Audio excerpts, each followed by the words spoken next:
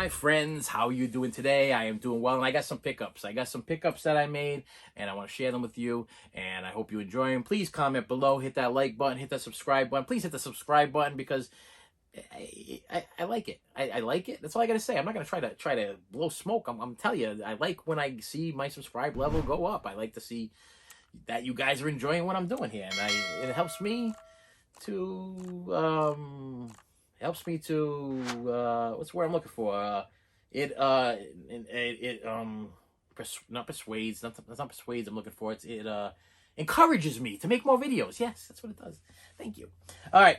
First pickup I have is I was holding off on this, but then after this whole thing that just happened recently with Norm Macdonald passing away and totally kicking myself over not purchasing the Norm Macdonald show when I had the chance, because now the flippers are going $300-$400 for this thing, for a show that nobody even cared about back in the day. But now that the man passed away, now they're flipping them, so this encouraged me to make this purchase quick, because the price is starting to go up in this, and I'm starting to see this thing starting to dwindle out and disappear from different places, so I'm figuring eventually it's going to end up like Airheads out of print, you know what I mean? I'm kind of kicking myself about that one too, because I never did get Airheads out of print. It's a movie called Biodome, starring Pauly Shore and Stephen Baldwin. I can't believe I love Pauly Shore. I love Pauly Shore movies. This was one of the better ones, okay? Son-in-Law being one of my favorites. Casino Man is around somewhere, but Jury Duty I really loved. And Biodome was probably my top 3. But for some reason, I kept saying no. The price was too high. I kept saying no.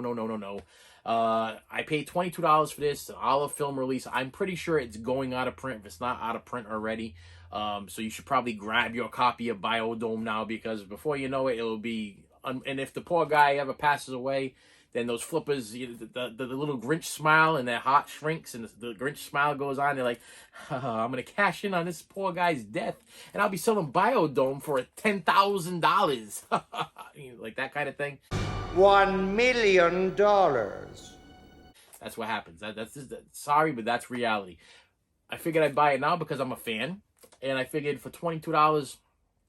I should pay the $22. I should pay the $22 because I feel like I'm going to be kicking myself later on if I don't show Pauly Shore the love that he needs, because I started buying the Blu-rays, and I've got to make sure I get all the Pauly Shore Blu-rays. All right. Next movie is a movie called Young Doctors in Love. I picked this one up. I own this on DVD. This was actually an upgrade. I've not seen this for years. If you don't know what Young Doctors in Love is, back in, I would say, the late 70s, early 80s, there were these things called soap operas. I don't know if they're still on now. General Hospital, Days of Our Lives.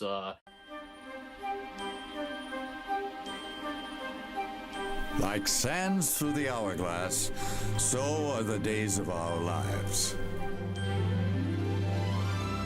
What was the other one?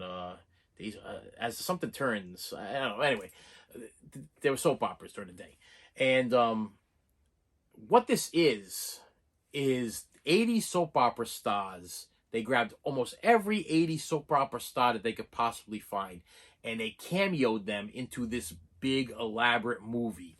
So you'll see, like, if you were a soap opera star, if you were a big fan of General Hospital, you're like, oh, look, it's Luke and Laura, if you even know what I'm talking about there.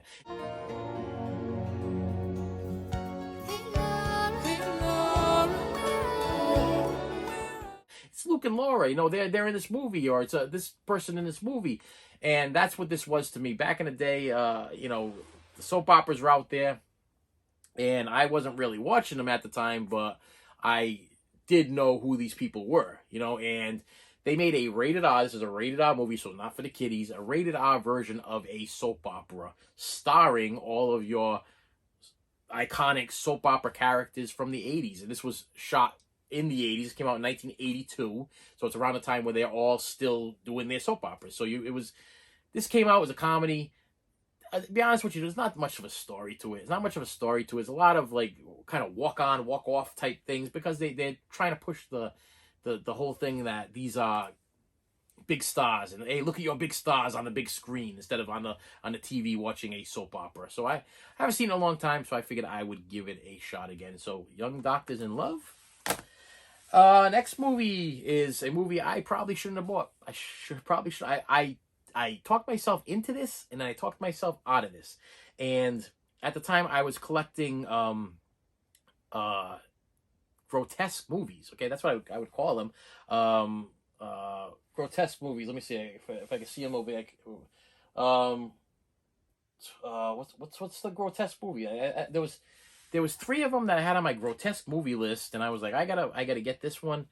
Wow, now I'm drawing a complete blank of the three grotesque movies. Something, it was one of them, Girl Next Door, I think was one of them.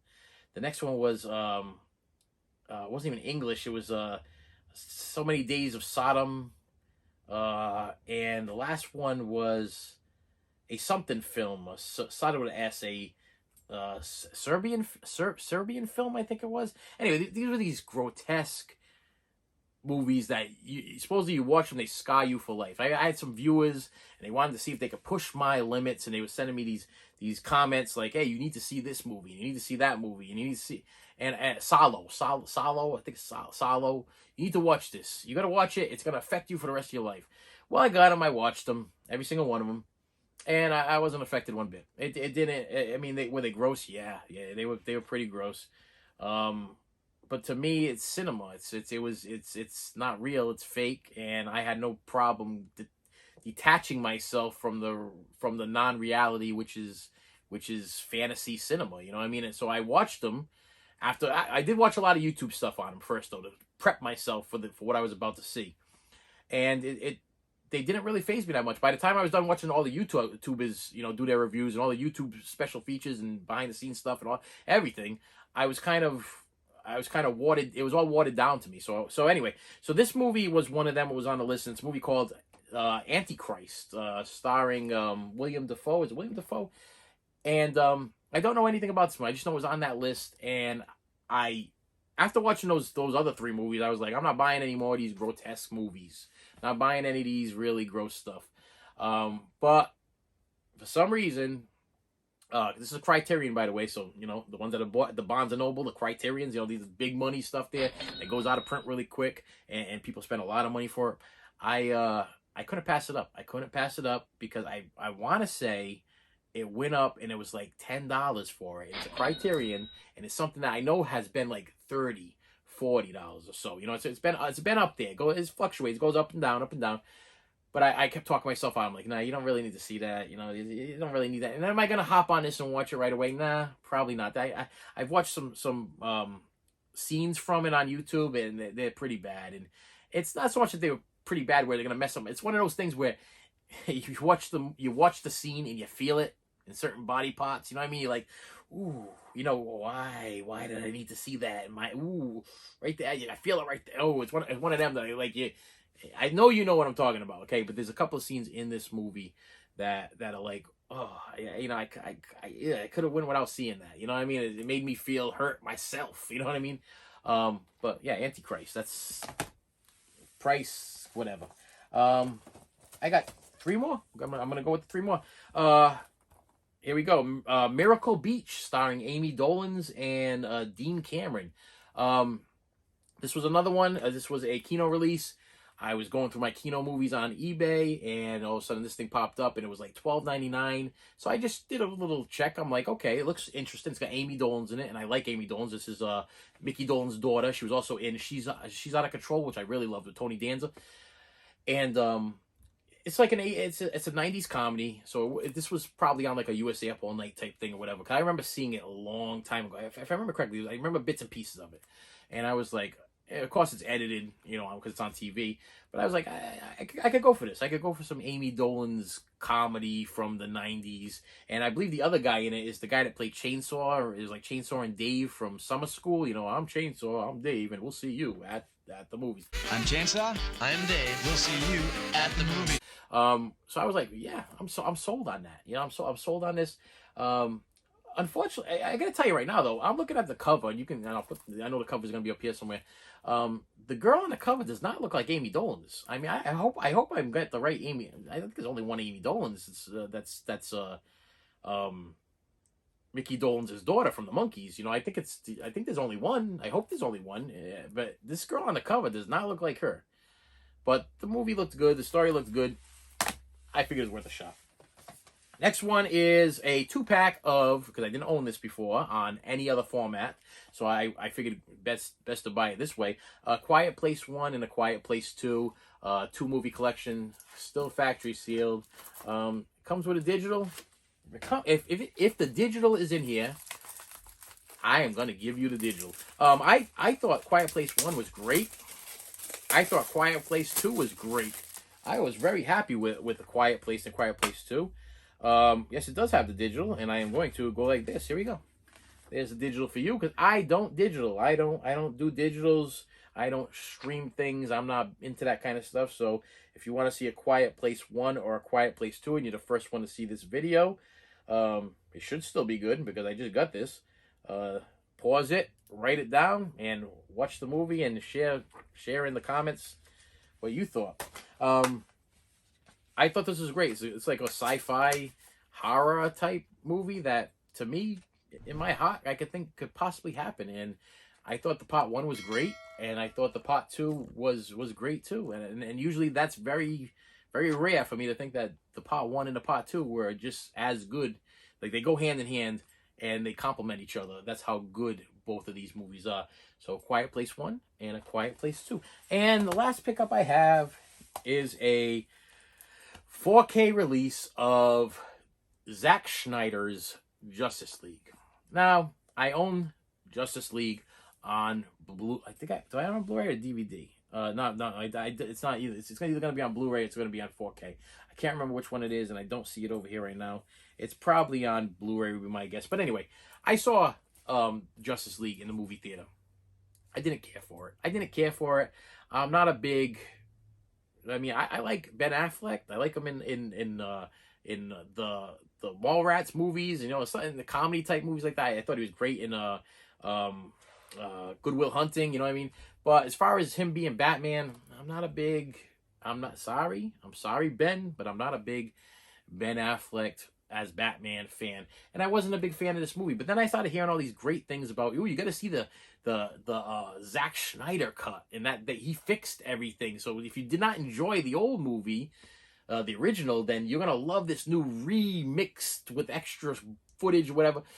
But what I hear about this is it's just a longer version of a movie that you didn't really care about. You didn't really care for. Now, I remember seeing this in the movie theater, and the highlight of it was The Flash. When The Flash came out and did The Flash, they should have just made a Flash movie, and I would have been sold on that, because it was The Flash is The Flash even in this thing? Am I thinking about the right movie? I'm pretty sure he didn't make the cover.